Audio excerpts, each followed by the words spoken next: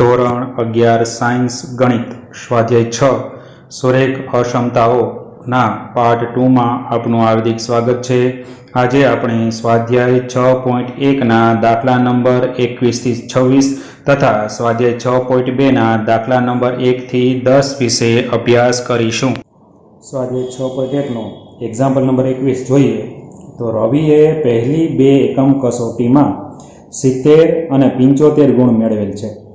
હવે તેણે ત્રીજી કસોટીમાં કેટલા ન્યૂનતમ ગુણ મેળવવા જોઈએ કે જેથી તેના સરેરાશ ગુણ ઓછામાં ઓછા 60 થાય। રવિએ પહેલી બે કસોટીમાં 70 અને 75 ગુણ મેળવેલા છે। ધારો કે તેણે ત્રીજી કસોટીમાં x ગુણ મેળવે છે। હવે સરેરાશ ગુણ ઓછામાં ઓછા 60 થાય એટલે કે 60 કે 60 કરતાં વધારે ગુણ થવા જોઈએ। એટલે આપણે કઈ નિશાની મૂકવી પડશે? ગ્રેટર ધેન ઇક્વલ ટુ નિશાની મૂકવી પડે। પહેલા ગુણ 70, બીજા ગુણ 75, ત્રીજા ગુણ 3x આપણે ધાર્યા છે। તો આની સરેરાશ મેળવે એટલે કે જેટલા ગુણ હોય ને એટલા વડે ભાંગવાનું, એટલે 3 વડે ભાંગવાનું, લેસ ધેન ઇક્વલ ટુ 60। 3 અહીંયા ગુણાકારમાં આવશે। પહેલા આપણે 70 અને 75 નો સરવાળો 145 વત્તા x ભાગ્યા 3 ગ્રેટર ધેન ઇક્વલ ટુ 60। 3 આ બાજુ ગુણાકારમાં આવે એટલે કે 145 વત્તા x greater than equal to 180। તો x 145 આ બાજુ એટલે કે માઇનસ થશે, 180 માઇનસ 145 તો x બરાબર થશે 35। આમ ત્રીજી કસોટીમાં રવિએ ન્યૂનતમ 35 ગુણ મેળવવા જોઈએ। ચાલો એના પછીનો એક્ઝામ્પલ આપણે જોઈએ તો સ્વાધ્યાય 6.1 નો એક્ઝામ્પલ નંબર 22। કોઈ એક અભ્યાસક્રમમાં ગ્રેડ A મેળવવા માટે 5 પરીક્ષાની સરેરાશ 90 કે તેથી વધુ ગુણ હોવા જોઈએ। દરેકના 100 ગુણ હોય તેવી પરીક્ષા છે। 100 માંથી તમારે A ગ્રેડ જો મેળવવો હોય ને તો સરેરાશ કેટલા હોવા જોઈએ? 90 કે તેથી વધુ। તો સરેરાશ ગુણ 90 કે 90 થી વધારે હોવો જોઈએ। 90 થી વધારે એટલે આવી રીતે ગ્રેડ ધેન ઇક્વલ ટુ નિશાની આવશે।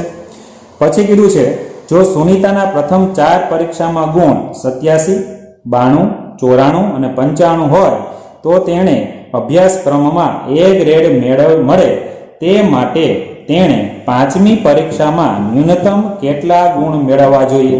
તો સુનીતાએ પ્રથમ 4 પરીક્ષામાં કેટલા ગુણ મેળવ્યા છે એ આપણને ખબર છે। 87, 92, 94 અને 95 મેળવેલા છે।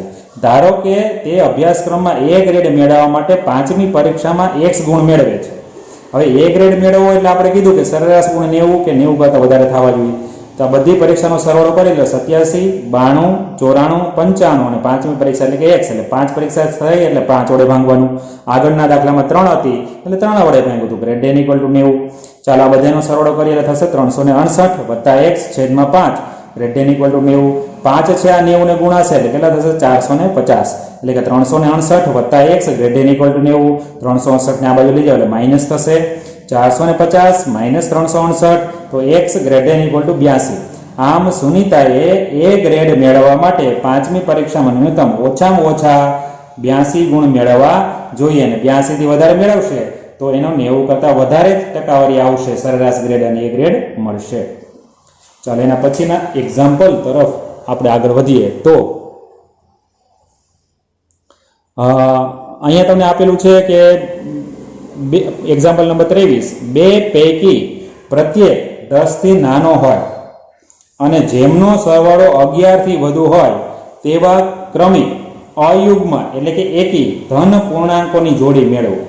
હવે ધારો કે બે ક્રમિક અયુગ્મ ધન પૂર્ણાંકો જો એક x હોય અને x એટલે કે દાખલા તરીકે હું 1 કહું તો એના પછીની મારી એકી સંખ્યા કઈ આવે? 3 આવે। તો 1 માં હું કેટલા ઉમેરું તો 3 આવશે? તો કે 2 ઉમેરવા પડશે। હવે દાખલા તરીકે મારી પાસે 5 છે, એમાં કેટલા ઉમેરું તેના પછીની એકી સંખ્યા આવે તો એમાં 2 ઉમેરવા પડે। એટલે આપણે જો એક પૂર્ણાંક તરીકે x લઈએ તો બીજી સંખ્યામાં તમે 2 ઉમેરશો ને તો જ એના પછીની એકી સંખ્યા આવશે। એટલે આપણે ધારી લઈએ, ધારો કે બે ક્રમિક અયુગ્મ ધન પૂર્ણાંકો x અને x પ્લસ 2 છે। હવે પ્રત્યેક 10 થી નાના છે, એટલે x એ 10 થી નાનો હોય અને x વત્તા 2 છે એ 10 થી નાના, પ્રત્યેક એટલે 2 10 થી નાના હોય તો પ્લસ 2 છે આ બાજુ એટલે 10 માઇનસ 8 એટલે x ની કિંમત 8 કે 8 કરતાં કેવી હશે? નાની હશે। એટલે એક આપણે મુદ્દો મળ્યો। બીજું આપણે કીધું છે આનો સરવાળો 11 થી વધુ હોય, એટલે સરવાળો 11 કરતાં કેવો છે? વધારે છે। તો આ બેનો સરવાળો એટલે x વત્તા 2x ગ્રેટર ધેન 11। x અને x એટલે કે 2x વત્તા 2 ગ્રેટર ધેન 11 પ્લસ 2 છે આ બાજુ એટલે -2 થશે એટલે કે 2x ગ્રેટર ધેન 11 -2 થશે। 11 માંથી 2 જાય તો કેટલા વધશે? 9 વધશે. એટલે 2x ગ્રેટર ધેન 9 એટલે 2 વડે ભાંગીએ તો x ગ્રેટર ધેન 9/2. 9/2 એટલે કેટલા થશે? 4.5. તો 4.5 કરતા x મોટા છે. આમ 4.5 કરતા x મોટા અને 8 કરતા x નાના છે. તો 4.5 એટલે આપણે પૂર્ણાંકોની અંદરની વાત કરવામાં આવે તો 5. 5 અને 8 ની વચ્ચેની એકી સંખ્યાઓ કઈ કઈ થશે? 4.5 કરતા મોટું x અને 8 કરતા નાના હોય એમાં વચ્ચે એકી સંખ્યાઓ કઈ કઈ આવશે? તો x બરાબર 5 અને 7 જ આવશે આ વચ્ચે. અયુગ્મ ધન પૂર્ણાંક, અયુગ્મ આંકડા જ લેવાના છે અને ધન આંકડા જ લેવાના છે. તો 1 + 2 શું થશે? 5 માં 2 નાખો એટલે 7 અને 7 માં 2 નાખો એટલે 9. પછી એમાં કીધું છે આ બે પૂર્ણાંક પાછા કેવો હોય? 10 થી નાના. તો આ બે 10 થી નાના છે જુઓ, બરાબર. અને એનો સરવાળો 11 થી વધુ હોય. 5 અને 7 નો સરવાળો 11 થી વધારે થાય, 7 અને 9 નો સરવાળો 11 થી વધારે થાય. તો એ માગેલી જોડી થાય. આમ માગેલ અયુગ્મ ધન પૂર્ણાંકોની જોડ 5, 7, 5 અને 7 અને બીજી 7 અને 9 છે. એક્ઝામ્પલ નંબર 24 આપણે જોઈએ તો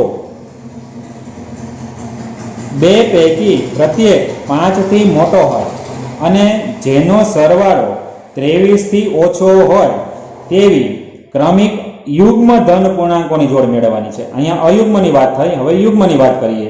ધારો કે બે ક્રમિક યુગ્મ ધન પૂર્ણાંકો, એક x છે અને બીજું x + 2 છે. બે માટે સમાન શું કામ? દાખલા તરીકે એક યુગ્મ એટલે કે બેકી સંખ્યા, દાખલા તરીકે 2 છે. 2 માં એવા કેટલો આંકડો ઉમેરે તો એના પછીની ક્રમિક ધન પૂર્ણાંક આવે, બેકી આવે તો 4 આવે છે. તો 2 માં 2 ઉમેરો એટલે 4. તમે દાખલા તરીકે 4 રાખો તો 4 માં કઈ નાખો? 2 નાખો તો 6 આવે. 4 પછી 6, 6 પછી 8, તો આમાં 2 નો જ તફાવત થશે. હવે પ્રત્યેક 5 થી મોટો છે, પ્રત્યેક 5 થી મોટો એટલે x ની કિંમત 5 કરતા મોટી ને x + 2 ની 5 કરતા મોટી એટલે +2 છે આ બાજુ એટલે -2 થાય. 5 - 2 એટલે 3. તો x ની કિંમત 3 કરતા મોટી હોવી જોઈએ. અને સરવાળો 23 થી ઓછો, સરવાળો 23 કરતા નાનો છે એટલે કે x + 2x નો સરવાળો 23 કરતા નાનો એટલે 2x + 2 > 23 થશે. 2x + 2 આ બાજુ એટલે -2, 23 માંથી 2 જાય એટલે 21 રહેશે અને 2 વડે ભાંગો તો x > 21/2 એટલે x ગ્રેટર ધેન 10.5. આમ 3 કરતા મોટા x છે અને 10.5 કરતા નાના, ને એમાં આવતી બેકી સંખ્યા કઈ કઈ થશે? તો કે 6 અને 8 જ થશે. તમે વિચાર કરી લ્યો. તો x + 2 શું થશે? 6 માં 2 નાખો એટલે 8 અને 8 માં 2 નાખો તો 10. આમ માગેલ ક્રમિક યુગ્મ ધન પૂર્ણાંકોની જોડ 6 હોય ત્યારે 8 અને 10 હોય ત્યારે 8 હોય ત્યારે 10 છે. એ માગેલી યુગ્મ ધન પૂર્ણાંકોની જોડ થશે. ચાલો એના પછીના દાખલા તરફ આપણે આગળ વધીએ તો એક્ઝામ્પલ નંબર 25. ત્રિકોણની સૌથી મોટી બાજુની લંબાઈ તેની સૌથી નાની બાજુની લંબાઈ કરતા 3 ગણી છે. આ સિવાયની ત્રીજી બાજુ સૌથી મોટી બાજુની થી 2 સેમી નાની છે. ત્રિકોણની પરિમિતિ ઓછામાં ઓછી 61 સેન્ટીમીટર છે. તો સૌથી નાની બાજુની ન્યૂનતમ લંબાઈ શોધો. ધારો કે ત્રિકોણની સૌથી નાની બાજુની જેની લંબાઈ ગોતવાની હોય ને એની બરાબર ધારણા આપણે x કરવાની. ધારો કે સૌથી નાની બાજુની લંબાઈ x છે. હવે સૌથી મોટી બાજુ શું કીધું છે? સૌથી મોટી બાજુની લંબાઈ સૌથી નાની બાજુની લંબાઈ કરતા 3 ગણી છે. તો સૌથી નાની બાજુની લંબાઈ આપણે x લીધી છે, તો સૌથી મોટી બાજુની લંબાઈ એ નાની બાજુ કરતા 3 ગણી છે એટલે 3x થશે. હવે ત્રીજી બાજુ સૌથી મોટી બાજુની થી 2 સેમી નાની છે. તો સૌથી મોટી બાજુ એટલે 3x છે, એના કરતા 2 સેમી નાની એટલે ત્રીજી બાજુ છે એ મોટી બાજુ કરતા 2 સેમી નાની એટલે 3x - 2 સેન્ટીમીટર કરવું પડશે. હવે પરિમિતિ એમાં કીધું છે ઓછામાં ઓછી x છે. ત્રિકોણની પરિમિતિ એટલે શું? તો કે ત્રિકોણની ત્રણેય બાજુના માપનો સરવાળો એટલે કે x + 3x + 3x - 2 એટલે 3x 3x 6x + x એટલે 7x - 2 થશે ત્રિકોણની પરિમિતિ. અને ત્રિકોણની પરિમિતિ છે ઓછામાં ઓછી 61 એટલે 61 કરતા વધારે હોઈ શકે. અને પરિમિતિ હમણાં આપણે મેળવી 7x - 2 છે ગ્રેટર ધેન ઇક્વલ ટુ 61 થશે. 7x - 2 આ બાજુ એટલે +2, 61 + 2 એટલે 63 અને 7 વડે ભાંગો તો x greater than equal to 9 થશે. આમ સૌથી નાની બાજુની ન્યૂનતમ લંબાઈ ઓછામાં ઓછી કેટલી હોવી જોઈએ?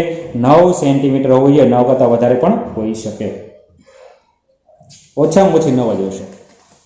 ચાલો એના પછીના દાખલા તરફ આપણે આગળ વધીએ તો એક્ઝામ્પલ નંબર 26 શું કહે છે? તો કે એક વ્યક્તિ 91 સેમી લંબાઈના એક પાટિયાના 3 ટુકડા કરવા માંગે છે. 91 સેન્ટીમીટર લાંબુ એક પાટિયું છે ને 3 ટુકડા કરે છે. હવે બીજા ટુકડાની લંબાઈ સૌથી નાના ટુકડાની લંબાઈ કરતા 3 સેન્ટીમીટર છે. એટલે સૌથી નાના ટુકડાની લંબાઈ આપણે x ધારી લઈએ તો બીજા ટુકડાની લંબાઈ શું થશે? તો કે સૌથી નાના ટુકડાની લંબાઈ કરતા 3 સેન્ટીમીટર વધારે છે એટલે બીજા ટુકડાની લંબાઈ x + 3 સેન્ટીમીટર થશે. અને ત્રીજા ટુકડાની લંબાઈ સૌથી નાના ટુકડાની લંબાઈ કરતાં બમણી છે એટલે ત્રીજા ટુકડાની લંબાઈ નાના ટુકડાની લંબાઈ કરતાં બમણી એટલે x ની બમણી એટલે કે 2x સેન્ટીમીટર થશે. જો ત્રીજા ટુકડાની લંબાઈ બીજા ટુકડાની લંબાઈની ઓછામાં ઓછી 5 સેન્ટીમીટર વધુ હોય, ત્રીજા ટુકડાની લંબાઈ બીજા ટુકડાની લંબાઈ બીજા ટુકડાની લંબાઈ થી ઓછામાં ઓછી 5 સેન્ટીમીટર વધુ છે. આ 5 સેન્ટીમીટર વધારે તો બીજા ટુકડાની લંબાઈમાં 5 ઉમેરવા પડે અને પાછું કીધું છે ઓછામાં ઓછી એટલે ગ્રેટર ઇક્વલ ટુ નિશાની મૂકવા પડે એટલે આ શરત બીજી થઈ. સેમી વધુ હોય તો સૌથી નાના ટુકડાની શક્ય લંબાઈ આપણે મેળવવાની છે. તો સૌથી નાના ટુકડાની શક્ય લંબાઈ એટલે કે આપણે x મેળવવું છે. તો પાટિયાની કુલ લંબાઈ કેટલું છે? 91 સેન્ટીમીટર જે રકમમાં તમને આપી છે. આના 3 ટુકડા આપણે કરીએ તો ત્રણેય ટુકડાને તમે જોડો તો 91 સેન્ટીમીટર જેટલા માપ, આ ત્રણેયનો સરવાળો 91 સેન્ટીમીટર જેટલો હશે અથવા તો એમાંથી નાનો ભાગ હશે એટલે એના 91 કરતાં કદાચ ઓછો પણ હોય. તો આપણે હવે વાત કરીએ આ બધાનો સરવાળો કરીએ 2x + x + x એટલે 4x + 3 less than equal to 91 plus 3 છે આ બાજુ એટલે -3, 91 - 3 એટલે 88 થશે. 4x = 88 થશે લેસ ધેન ઇક્વલ ટુ એટલે 4 વડે તમે ભાગો તો x less than equal to 22 થશે. હવે શરત પ્રમાણે આપણે ત્રીજા ટુકડાની લંબાઈ એટલે કે 2x છે, ત્રીજા ટુકડાની લંબાઈ 2x છે, બીજા ટુકડાની લંબાઈ એટલે x + 2 છે. આના બીજા ટુકડા કરતાં 5 વધારે છે તો આમાં 5 ઉમેરી તો બે સરખા થાય અથવા ત્રીજો ટુકડો મોટો થશે. તો 2x > x + 3 + 5, 3 અને 5 એટલે 8 થશે, પ્લસ x છે આ બાજુ જાય એટલે -x થશે એટલે 2x - x > 8 થશે. 2x - x એટલે x > 8. x ની કિંમત 8 કરતાં મોટી છે અને 22 કરતાં નાની છે. આમ 8 કરતાં મોટો x અને 22 કરતાં નાનો x. આમ સૌથી નાના ટુકડાની લંબાઈ ઓછામાં ઓછી 8 સેન્ટીમીટર અને વધુમાં વધુ કેટલી હોઈએ 22 સેન્ટીમીટર હોવી જોઈએ. આ દાખલાઓ આઈએમપી છે મિત્રો, જેની એક્ઝામ માટે ખાસ તમારે તૈયારી કરવી. ચાલો હવે આપણે સ્વાધ્યાય 6.2 જોશું. અહીંયા 6.1 પૂરું થઈ ગયું. 6.2 માં દરેક દાખલાની ગણતરી દર્શાવવાની દરેક ચોપડીમાં રીતો અલગ અલગ છે. તમારી પાઠ્યપુસ્તકની અંદર આના ઉદાહરણો તમે આ જોશો તો એના ઉદાહરણો વિસ્તૃત વર્ણન કરીને લખેલા છે. એ વર્ણન સમજવા માટે હોય છે, આપણે પરીક્ષામાં લખશું નહીં. કારણ કે આપણે 11મું લોકલ છે અને 11મું આપણે પૂછાય તો જેની પરીક્ષામાં જ માત્ર પૂછાય છે, ગુજકેટમાં નથી પૂછાતું અને ગુજરાત બોર્ડ પણ નથી. એટલે ગુજકેટની પરીક્ષા અને ગુજરાત બોર્ડની પરીક્ષા સિવાય ઇમ્પોર્ટન્ટ કોની માટે છે? જીની પરીક્ષા માટે. તો જીની પરીક્ષા આપણે MCQ ટાઈપની હોય છે તો ડાયરેક્ટ જવાબ જ આપણે લખવાનો હોય છે મિત્રો. તો આ દાખલાની અંદર આપણે વાત કરીએ તો નીચેની અસમતાઓનો ઉકેલ ગણ આલેખ પર દ્વિપરિમાણીય યામ સમતલમાં દોરો. એટલે કે દ્વિપરિમાણીય એટલે કે x અક્ષ અને y અક્ષ, x અક્ષ અને y અક્ષમાં આનો ઉકેલ દર્શાવવાનો છે. તો x + y લેસ ધેન 5 છે તો અસમતાને પહેલા સમતામાં ફેરવવાની. x + 5 બરાબર x + y બરાબર 5. એમાં y ને આપણે કરતા કરવાની કંઈ જરૂર નથી, પણ y ને કરતા કરો એટલે ખ્યાલ આવે 5 - x થશે. હવે આપણે 3 ખાના આવી રીતે દોરવાના, ઉપર 3 અને નીચે 3 એટલે x અને y આમ આપણે એક બિંદુ મેળવીએ. તો સૌથી પહેલા x + y બરાબર 5 છે એ મિત્રો તમે યાદ રાખો. હવે આમાં x ની જગ્યાએ જો 0 મૂકો તો y ની કિંમત 5 થશે, y ની જગ્યાએ જો 0 મૂકો તો x ની કિંમત 5 થશે. આ મિત્રો તમારે સમજવું ખૂબ જરૂરી છે. એક યામ 0 આપણે એટલે રાખીએ છીએ કે એક અક્ષ પરનું બિંદુ મળે. x યામ 0 અને y યામ 5 એટલે કે આ y અક્ષ પરનું બિંદુ થશે. y યામ આપેલો છે એટલે y અક્ષ પરનું બિંદુ. x યામ 5 અને y યામ 0 એટલે x અક્ષ પરનું બિંદુ થશે. તો તમારે રેખા દોરવી સહેલી બનશે. પણ જો તમે અહીંયા 2 અને 3 લીધું તો 2 અને 3 ક્યાંક અહીંયા બિંદુ આવશે, પછી તમારે જોડવું ને તો તમારે રેખા પરફેક્ટ દોરવી થોડીક મુશ્કેલ થાય. તો મિત્રો અક્ષો પરના બિંદુ લેવું એટલે કે x યામ અને y યામ ક્રમિક 0 હોય એવા બિંદુ અહીંયા મૂકવાના થાય. તો ફરીવાર આપણે x અને y નો એવા બિંદુઓ લેવાના છે જેનો સરવાળો 5 થાય. તો સરવાળો 5 થાય 0 ને 5 થશે ને 0 ને 5 થશે, જેમાં ક્રમિક x 0 થશે અને y 0 થશે. ચાલો 0 પછી x અક્ષ અને y અક્ષ દોરશું.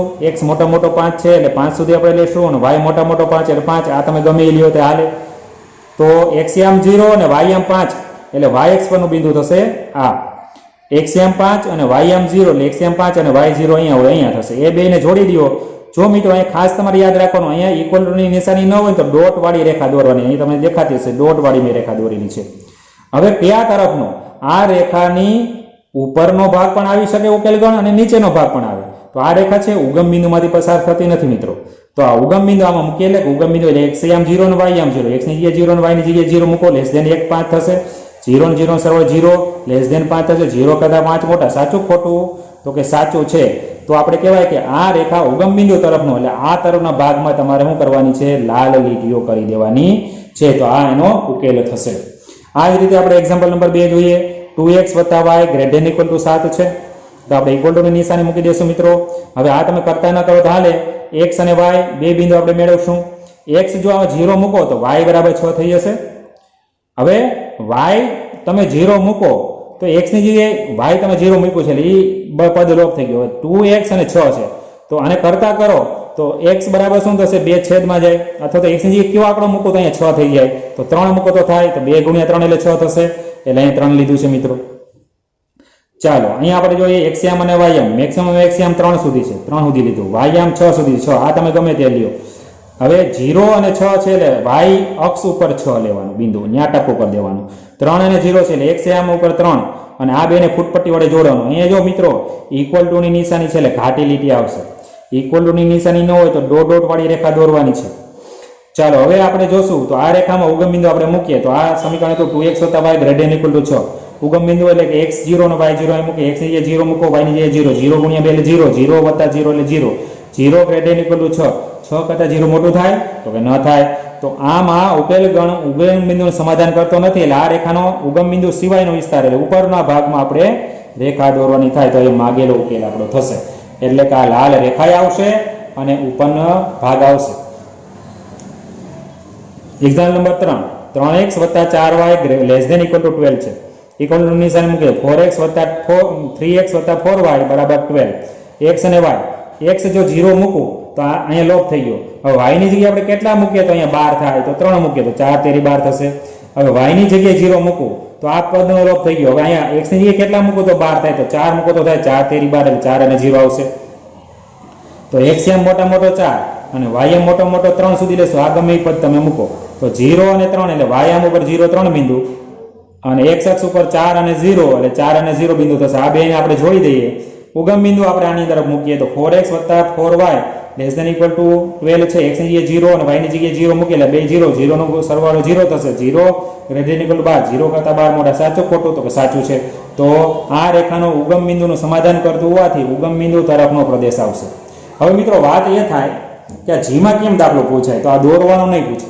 આવું સમીકરણ આપ્યું હશે ને આવી 4 આકૃતિ હશે. એ 4 આકૃતિમાંથી કઈ આકૃતિ એક કહેવાનું રહી અથવા તો એમાંથી પૂછે કે આ સમીકરણ આપ્યું છે, આ સમીકરણનો ઉકેલ પ્રદેશ કયા કયા ચરણોમાંથી પસાર થાય. તો તમે મિત્રો જુઓ છો આ પહેલા ચરણમાંથી થાય, બીજા ચરણમાંથી થાય અને ત્રીજા ચરણમાંથી. જ્યારે ચોથા ચરણમાંથી થતો નથી. તો પહેલા, બીજા અને ચોથા ચરણમાંથી થાય પણ ત્રીજા ચરણમાંથી થતો નથી. એવી રીતે આનો ઉકેલ પ્રદેશ અહીંયા ભલે લીટા આમ કર્યા, લીટા અનંત સુધી જતા હોય મિત્રો. તો આ કેમાંથી પસાર થાય છે? તો આ અહીંયા પહેલા દાખલામાં આપણે જોઈએ છે મિત્રો, ભલે આ રેખા અહીંયા દોરેલી હોય, મેં આટલી લીટી કરી છે પણ આ અનંત સુધી જતું હોય છે. તો આ પહેલા ચરણમાં છે, જો અહીં થોડોક ભાગ પહેલા ચરણમાં છે, બીજા ચરણમાં છે અને આમ લંબાવશો એટલે ત્રીજા ચરણમાં છે અને ચોથા ચરણમાં છે. તો આ 4 ચરણમાં ઉકેલ છે બરાબર. એવી રીતે ત્રીજા દાખલામાં તમે જુઓ તો અહીંથી આ લીટી છે તો આ પહેલા ચરણમાં છે, બીજામાં છે, ત્રીજામાં છે, ચોથામાં છે. 4 ચરણમાં છે. જ્યારે આ લીટી આ બાજુ ઉપર જ જાય છે તો આ ત્રીજા ચરણમાંથી પસાર નહીં થાય. પણ અહીંથી તમે જુઓ તો અહીંયા રેખા લાંબી હોય એટલે બીજા ચરણમાં થાય, પહેલામાં થાય અને ચોથામાં થાય. એટલે આ રીતે તમને જીમા પરીક્ષામાં દાખલો પૂછી શકાય. ચાલો એના પછીની આપણે વાત કરીએ તો example number 4. y + 8 greater than equal to 2x છે. તો અસમતાને સમતામાં આપણે ફેરવીએ. ચલો x અને y આપેલું છે તો જો આમાં x y આમ 0 મૂકો, y ની જગ્યાએ 0 મૂકો તો x માં કેવા મૂકો તો અહીંયા 8 થાય તો 4 મૂકાશે એટલે 4 મૂકાણું. હવે x હું 0 મૂકું તો મારે અહીંયા y ની જગ્યાએ કયો મૂકો? અહીં 0 થઈ ગયું, 0 મૂક્યો એટલે 0 થઈ ગયું. તો y ની જગ્યાએ કેવો મૂકો? 8 માં ઉમેરું તો 0 થાય તો -8 એટલે -8 મૂકાણું. 0 અને -8. ચાલો x આમ 4 છે એટલે 4 સુધી લીધું, y આમ -8 છે એટલે 8 સુધી લીધું. આ તમે ગમે તે લ્યો. હવે 4 અને 0 એટલે x આમ 4 એટલે 4 ઉપરનું બિંદુ થયું. 0 અને -8 એટલે -8 y અક્ષ ઉપરનું બિંદુ થયું. એ બેને જોડવાનું. ઇક્વલ ટુ ની નિશાની છે મિત્રો એટલે કાટી રેખા દોરવાની. ઇક્વલ ટુ ની નિશાની ન હોય તો ડોટ ડોટ વાળી રેખા દોરવાની. હવે ઉગમ બિંદુ આમાં મૂકીએ તો y + 8 greater than equal to 2x છે. x ની જગ્યાએ 0 અને y ની જગ્યાએ 0 મૂકો. 0 આપણે મૂકીએ એટલે શું થઈ જવાનું છે? તો 0 + 8 અને 0 કરતા 8 મોટા કે નહીં? તો હા, તો સત્ય છે. તો આ રેખામાં ઉગમ બિંદુ જેની તરફ આવ્યું એ તરફના પ્રદેશ આપણે દોરવાનું થશે. એવી રીતે એના પછીનો દાખલો જોઈએ તો x - y less than equal to 2 છે. તો x - y ઇક્વલ ટુ 2. ચાલો x અને y આપણે મૂકશું. y જો હું 0 મૂકું, y હું 0 મૂકું તો x બરાબર શું મળશે? 2. અને જો x બરાબર હું 0 મૂકું તો y બરાબર માઇનસ નિશાની છે, તો માઇનસ નિશાની જે y ની જગ્યાએ કેવો મૂકો તો 2 થાય, તો -2 મૂકો તો થાય ને, માઇનસ ગુણ્યા માઇનસ -2 થશે, એટલે -2 થશે. ચાલો તો x આમ -2 +2 સુધી, y આમ -2 સુધી, આ તમે ગમે બિંદુ મૂકો તો 2 અને 0 x અક્ષ પરનું બિંદુ થશે, 0 અને -2 y અક્ષ પરનું બિંદુ થશે. એને જોડીએ ઇક્વલ ટુ ની નિશાની છે એટલે ઘાટી રેખા ઉગમ બિંદુ આમાં મૂકીએ તો x - y <= x ની જગ્યાએ 0 અને y ની જગ્યાએ 0 - 0 એટલે 0 કરતા 2 મોટા છે, સાચું ખોટું તો કે સાચું છે, તો ઉગમ બિંદુ તરફનું બિંદુ આવશે, એ તરફનું આલેખ થશે. હવે 2x - 3y > 6 છે, 2x - 3y = 6. હવે x અને y, હવે તમે જો y 0 મૂકું તો આ પદનો લોપ થઈ ગયો આખું, તો 2x = 6, તો x ની જગ્યાએ કેટલા મૂકું તો 6 થાય, તો અહીંયા 3 મૂકવામાં આવે તો 3 × 2 એટલે 6 થશે, એટલે 3 મૂકવાનું. હવે x ની જગ્યાએ તમે 0 મૂકો એટલે આ પદનો લોપ થઈ ગયો. હવે y ની જગ્યાએ કયા મૂકો તો +6 થવા જોઈએ, અહીંયા y ની જગ્યાએ -2 મૂકો ને તો -2 × -3 એટલે +6 થાય, એટલે -2. બરાબર, તો x મોટો 3 છે તો x એમ 3 સુધી અને y -2 સુધી, -2 સુધી દર્શાવો, આગળ લ્યો તો વાંધો નહીં. તો 3 અને 0 x અક્ષ પરનું બિંદુ, 0 અને -2 y અક્ષ પરનું બિંદુ, એ અહીંયા ઇક્વલ ટુ ની નિશાની નથી એટલે ડોટ વડે મેં જોડેલી છે. ઉગમ બિંદુ આમાં મૂકી એટલે x ની જગ્યાએ 0 મૂકો એટલે 0 થઈ જશે, y ની જગ્યાએ 0 એટલે 0, 0 - 0 એટલે 0. 6 કરતા 0 મોટા થાય ન થાય, એટલે ઉગમ બિંદુ જે તરફ આવ્યું છે એના વિરુદ્ધ દિશામાં થશે, એટલે આ દિશામાં આનો ઉકેલગણ થાય. ચાલો એના પછીની આપણે વાત કરીએ તો example number 7, -3x + 2y > -6 equal to ની ક્ષમતા મૂકીએ તો -3x + 2y - 6, x અને y વેલ્યુ મેળવવાની છે, તો x ની જગ્યાએ 0 મૂકું તો આ પદનો આખો લોપ થશે, તો y ને કરતા કરો તો 2 આના છેદમાં જાય -3 વધશે, y ની જગ્યાએ 0 મૂકું તો આનો લોપ થઈ જાય -3 આના છેદમાં - પ્લસ થશે, 3/2 એટલે +2 થશે. ચાલો 0 અને -3, આ -3 સુધી લંબાવવાનું, આ 2 સુધી લંબાવવાનું છે, 2 ને તમે જોડી દો. બરાબર, ઉગમ બિંદુ આમાં મૂકીએ તો -3x + 2y > -6 છે, x ની જગ્યાએ 0 અને y ની જગ્યાએ 0, 0 + 0 એટલે 0, -6 કરતા 0 મોટો, તો કે આ સાચું કહેવાય, તો ઉગમ બિંદુ તરફનો પ્રદેશ આવશે અને ઇક્વલ ટુ ની નિશાની એટલે ઘાટી નિશાની આવશે. આવો દાખલો 3x 3y - 5x <= 30 છે, તમારે હોમવર્કમાં કરવાનો છે. ચાલો આ બે દાખલામાં ઘણા બધા વિદ્યાર્થીઓને કન્ફ્યુઝન થાય છે.